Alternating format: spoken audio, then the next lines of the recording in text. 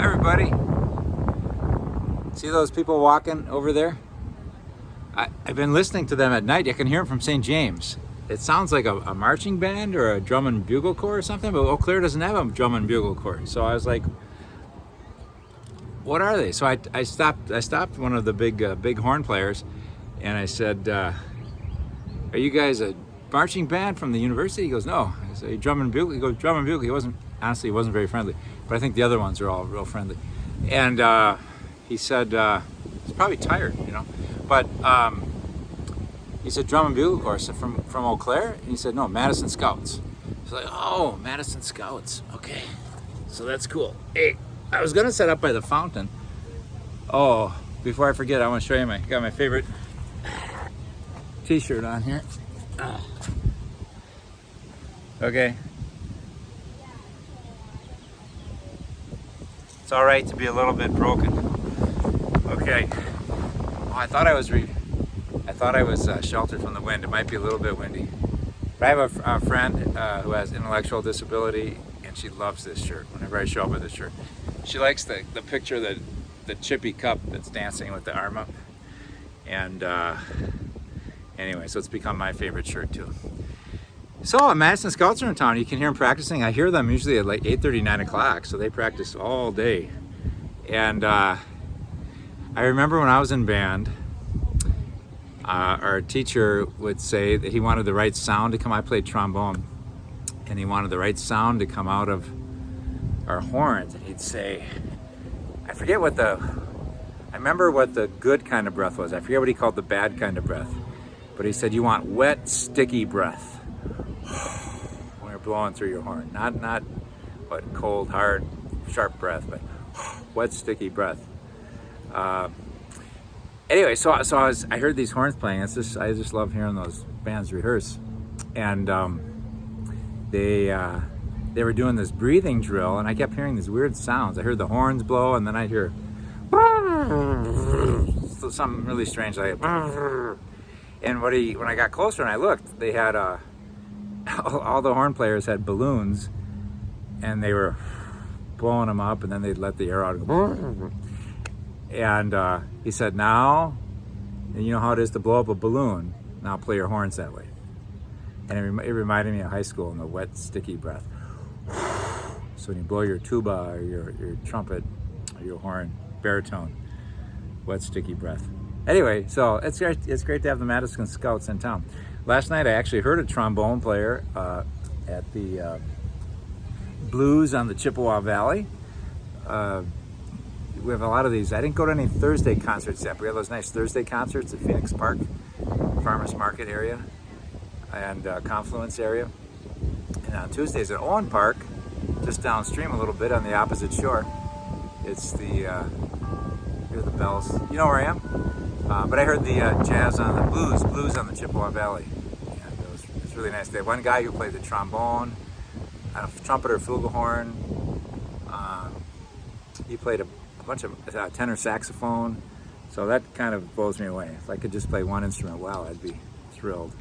I was talking to we had a nice party. Sherry put on a nice party at her house for our university instrumentalists who joined us pretty steadily over the years, thanks to Mary's efforts and now Nick's recruiting some great violin players we've had over the years. And they had a party. There was Trey and RJ and Chloe. Was there a fourth? I think it was those three. And they had a little party, and they want to be professional musicians. That's their idea, and it's really hard to get a job as a professional musician. Yeah, get like a job at Chicago Symphony or something. That'd be really good, But those are very selective positions to get. I understand. So most of them end up playing and then doing some teaching to supplement their income. And yeah, so. Anyway, so here I am at the university. Speaking of the university, I thought I was going to set up by the fountain. It's a little windy over there, but I've never done a chat from here. This statue behind me, it's kind of like of three women dancing. I was looking for a sign that might say who it was by. I want to say it's of Henri Matisse, but maybe that's foolish to think we'd have a masterpiece by Henri Matisse, the French impressionist. I thought but I think I heard that somewhere, that it was by Matisse. Anyway, oops, got it. But it's a beautiful, they must not be, there's some people walking around. We got the drum and bugle corps people, but maybe summer school's not in session yet because it's not real active here. A beautiful day. I used to live right across the way there at the Ecumenical Religious Center for 7 years with Father Chevs, and those are happy years. And I just always loved the feel of a university campus, so I thought I'd come down here on a beautiful day after a lot of rains last night. We had one thunderclap. You know how you see the flash of lightning and then you count, and for every 5 seconds you count, it's a mile away. So if you count for 5 seconds, that lightning bolt is 5 miles away. Last night I actually did one of these because it flashed and it sounded at the same time. So it must have been right at St. James. And I thought, oh boy, electricity's going, but it didn't. I was actually watching a documentary about Flannery O'Connor that was excellent, and I wish I had some points I could share that I gleaned from it. I'll have to watch it again. He's one of those Catholic fiction writers of the 20th century, one of the great ones. But it's really interesting. Anyway, I was watching that. I was sure that I was going to lose the electricity and couldn't finish watching it, but I didn't. And I didn't see any storm damage, so we'll see. Here goes some folks. That's good. Good little activity here. Maybe class just got out. But it's a beautiful statue behind me. So it's kind of like women dancing. Their arms are twined in their legs. Hey, can I share some good news? So I think I've been sharing in the bulletin and the on these chats that we've been looking for a 4th grade teacher, right? And so we got one. And we got a really great one. So her name is Mary Rice, and she's moving to Eau Claire. She's been in the Twin Cities, where she has taught most recently Minneapolis public schools, and she was looking for a job in Eau Claire in the Catholic school system, and she's taught for 37 years. So I think right out of college started teaching. So, but is really excited to be with us, and everybody who's met her is excited that she is going to be with us. We love our young teachers. They got a lot of energy and enthusiasm and idealism, but it's good to have a mix. It's good to have people that can really mentor, who've been in the education business a long time. What did Danielle, our principal, say about her? 37 years experience, a variety of elementary grades she's taught. She'll be 4th grade. She's exhibited a lot of leadership. She has knowledge of new initiatives in science and in reading. She is certified to teach gifted and talented, which we don't teach, but what a great background to have, to be able to deal when our student, you can tell they're gifted and talented. You got someone right there that knows all about that. And she's just ready to jump right in. She won't need the mentoring, but she can maybe even serve as a mentor for younger teachers as they come along. So welcome to St. James School and Regis Catholic Schools. I'm Mary. I don't imagine Mary watches the midweek chat, but if you know her, tell her she got some good airtime on the chat. Okay, other stuff. A couple of things I was going to mention. So last week I mentioned about the veterans and combat veterans and that documentary I watched on them, and how it was difficult for them to re-enter society after being in combat for different reasons. I preached on one of those examples last weekend at Masses for the homily. But what I forgot to mention at the end, I think I wrote it in the bulletin, but I didn't mention it on the chat, was what was helpful and what is helpful when veterans come back with a lot of traumatic memory and a lot of ambivalent feelings about their experience in combat. And they said at the very end of the documentary, I saw it so well said, they said, we need to be able to tell our stories without fear, and we need to listen to one another without judgment. So to be able to tell our stories of our life, and I think we can extrapolate that for all of us just in life. What makes for healing? To be able to tell a story, stories of our wounds, stories of our grace and good things too. To be able to tell our stories without fear, and to have people that listen to us without judgment. And that's how we can tell stories without fear, because we have good friends or companions who won't judge us, who can listen and try to understand, right? The world would be a whole lot better place if we could listen without judgment. And, yeah, I had some conversations this week that reminded me of that. It's not like, and I think as Catholics, we got a catechism, we have our church teachings, and we want to be good at what we do. So we want to be good Catholics, we want to be good accountants, and good priests. So we can kind of go right into that mode. If someone's they're doing something that conflicts with Catholic teaching, or they're doing it, we can kind of, it almost can short circuit our compassion, our empathy, our desire to understand and to walk with other people.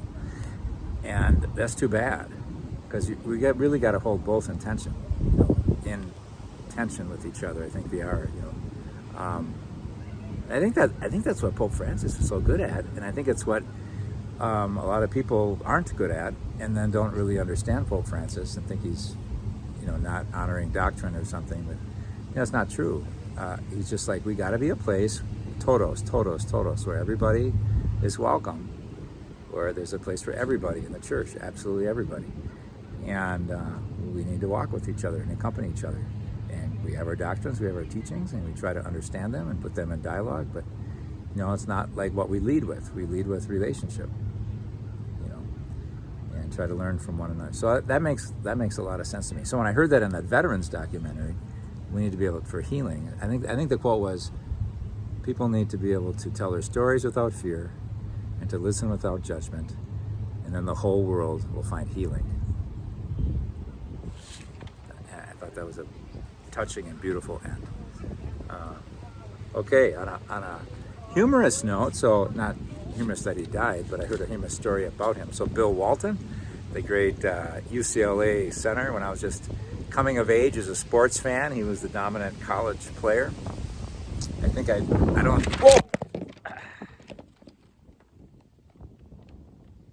Oh, good. It's still a wind gust knocked the whole thing over. I thought, it's going to stop the video, but it kept the video going. So, all right, little thrill there for chat watchers. Sorry about that. Not the kind of thrills we need.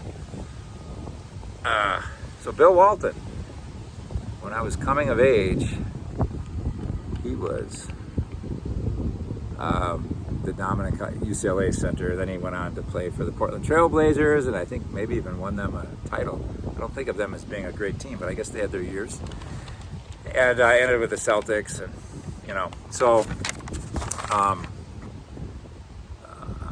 so he wore a beard. Okay, in college he grew a beard. And the great, many consider the greatest college basketball coach, John Wooden. And I think our, if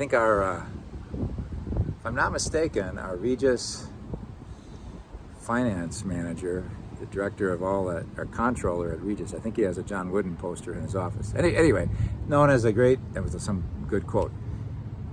John Wooden was Bill Walton's coach, and he saw Bill Walton broke code and was growing a beard, and he said, you got to shave it off. And then Bill Walton said, he showed up and he didn't have it shaved off. And he said, why? And he goes, well, I believe in individual freedom. And he had all these kind of good reasons why he grew a beard. And then Coach Wooden said to him, he said, oh, I really admire a man who lives out his convictions. I'll miss you. In other words, you're off the team. You keep the beard, you're off the team. I admire you, I'll miss you, bye. And then he shaved his beard that day and he came back. So, yeah, we balance our convictions with social responsibilities sometimes, right? Parish news. Kitchen. So our kitchen's being ripped apart. The first stages of the renovation. It's very Paschal mystery, dying and rising. In order to rise anew as something better and greater, we tear down the old. And so we got a big dumpster outside of the walls of the school building on the north end, and it's collecting a lot of the stuff they're tearing out of the kitchen. Yesterday, it's my soft life. They were working. I was lying in bed. I guess I had the better of it. 7 in the morning though, they started. I thought it was neighbors. I was like, oh, those neighbors are sawing wood again at 7 a.m. But it was us. It was our workers. So, good for them for getting up and getting on the job. So, but yeah, I could hear it real clearly. Let's see. Oh, and because the kitchen's disrupted, we'll see if we'll have 2 for sure. We had 1 funeral luncheon without the benefit of Rourke Hall, because we can't go down to Rourke Hall during all this work, and the kitchen's unusable. So, thanks to the funeral lunch, I think Dan was there, so I can't say the funeral lunch ladies, because Dan was helping out. So, thanks, Dan. And it's good. And so we serve the lunch in Rourke Hall, which is smaller. So we kind of cap it. We tell the families can only do 75 people, and they're not having the warm food. But there's ham sandwiches, all the salads that people brought in, excellent potato chips that were just beautiful, unbroken and kind of in this bowl. Really made it. Whoa, another breezy day. It's a beautiful summer day here on June 5th.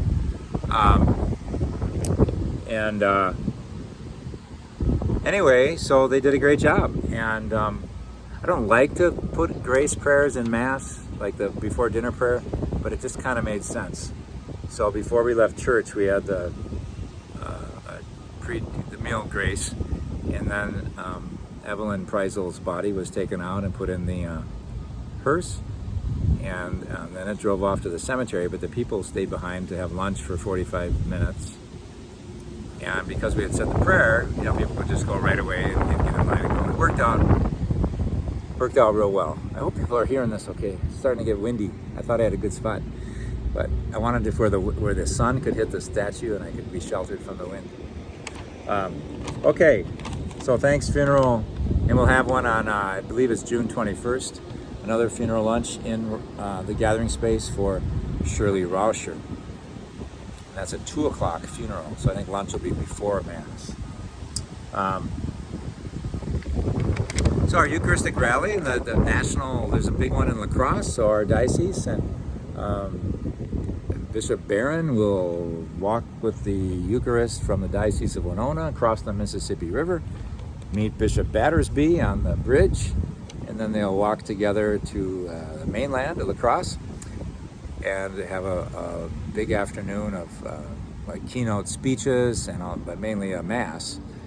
And Bishop Barron will preach that Mass. He's kind of a famous national figure, even though he's also just the bishop of our neighboring, even though he's the bishop of our neighboring diocese, Winona, Rochester. He's also a national speaker and figure. A lot of people know. Hey, so that's good. But that's the big thing. That's Friday, so I know some people from St. James are going down. For that, it'd be interesting to hear the stories. John Vianney, by the way, is a St. John Vianney. He's the patron saint of Parish priests, French guy from a few hundred years ago. He said that depriving ourselves, being able to go to Mass and have communion, have the Eucharist, depriving ourselves of that is like dying of thirst next to a running stream of water. Depriving ourselves of the Eucharist is like dying of thirst next to a stream of water. I thought it was a pretty good image.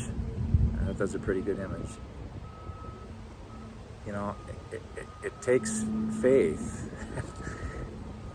Eucharistic faith, to lean into, I'm encountering Jesus. It's Jesus' own body. Jesus who loves me, Jesus who wants to heal my wounds, Jesus who wants to give me courage in my fears, Jesus whose death and resurrection can be part of my life, so I don't even have to fear death.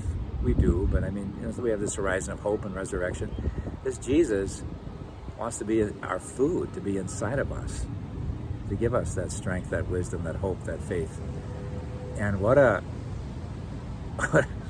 beautiful thing to share and receive, And I guess if you don't have the faith that really means anything or that's helpful to you, then why come? But man, for people that have that faith,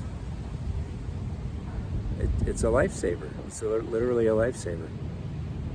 So how do you get, if you don't have that faith, how do you get it? I should have maybe thought of that before I started shooting my mouth off, but just that it's important. Well, I think of that friend of mine in Menominee who never came to communion because he just couldn't believe it was Jesus. I said, just think of your needs and how you need God. And at communion time, just open your hands to that, and trust that you're encountering God, the God who loves you. All the stuff I just said. There's a form of therapy. Is it called rational emotive therapy, or is it? I can't remember what it's called.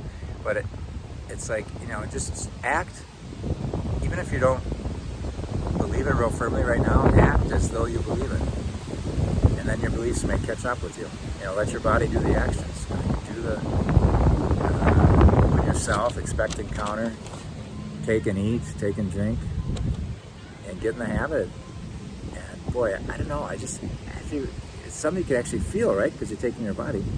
And I hope I'm not sounding judgmental against people that don't share that faith, but it's such a tactile thing that we can feel. You go back to your pew and you're praying, you hear music, you can sing if you want, or listen to the others sing, and just ponder the mystery that God loves you and God is with you. How can that not help us?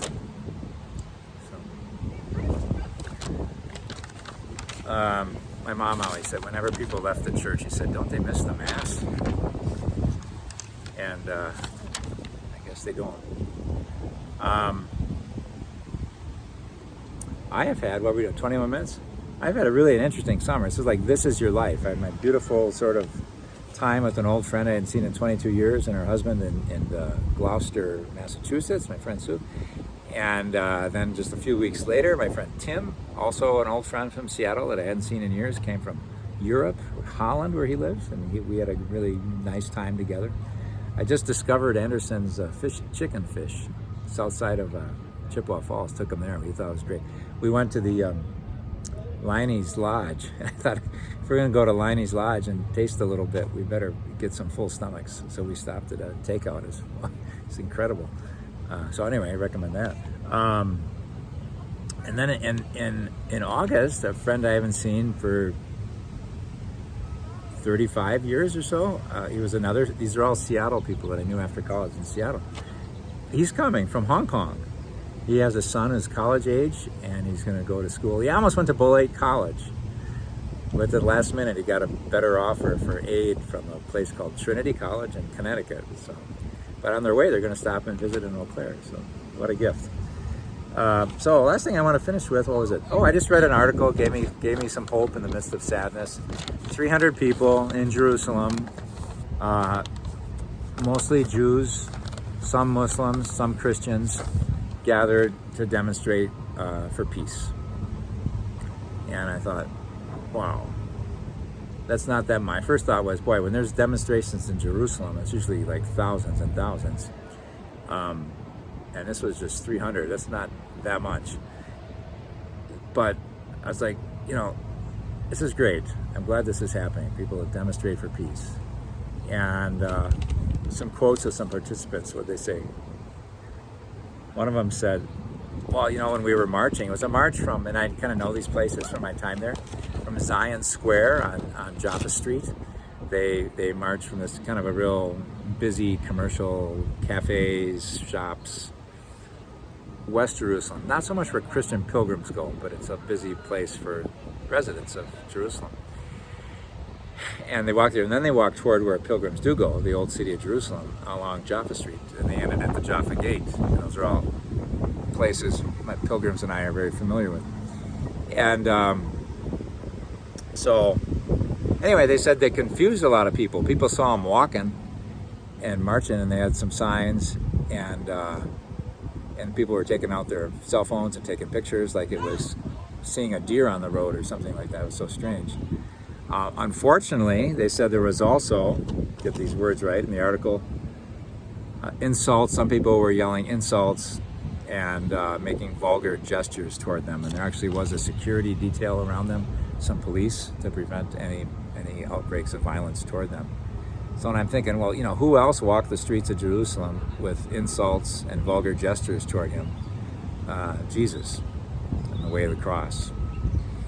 And Anyway, if I'd been there, I wish I could have been a part of that walk. Why were people objecting to it? I guess they're thinking it's not time for peace, it's time for war, and there is too much hate in anyone that's showing a desire for peace. But they're like, there's been so much awful things directed at both sides. We need to do this. One of the guys said, I need to do something. It's my only therapy to keep me sane. Just kind of surrounded by all this violence to try to be a presence that calls for peace. And we know, I mean, there's no peace plan. I mean, there could be a peace plan, but nothing's ever accepted. But sometimes people say, well, what are you even doing? You know, how's this even going to be helpful? Oops, we'll see if they can hear me still. And well, sometimes just walking for peace, even when you don't have a plan, just shows us that we don't want to be hateful people. So I better try to wrap this up because I think we're going to get some interference here. But I wanted to show you this. It's kind of a new thing. This is. I thought of this image when it came up as some people. Shoot, I'm trying to block that. So anyway, when I thought of someone, you know, standing up for peace in the midst of an area where that's just very hostile toward each other, it's kind of like that little boy saying, "Here's 5 loaves. It's not much, and I got a couple fish, but what good is that to feed all these people? But you give it to Jesus, you know." And so I'm really glad whenever people can stand up for peace, stand up for, you know, really anything that is in the heart of God. So the dignity of people. If we are a voice that says, hey, you know, unborn life is important. We shouldn't treat it like it's just nothing. Hey, migrants are people too. We shouldn't just use them as hockey pucks in an election game. We need to help them if they're hurting. Again, it may not be, we may not have the solution in our back pockets, and we know there's realities, political and economic, and decisions have to be made. But they keep us from slipping into uncaring and like we are just resigned to the fact that we can treat people like garbage, you know. That's just so wrong. So I was really glad to hear that even though it was just 300 people, there was a demonstration for peace in Jerusalem today. So, okay, I think maybe that's what I got for today. Why don't we leave it at that? I'll let you take in this scene a little bit, and you can hear the conversation next to me, see if they say anything interesting for the next couple seconds.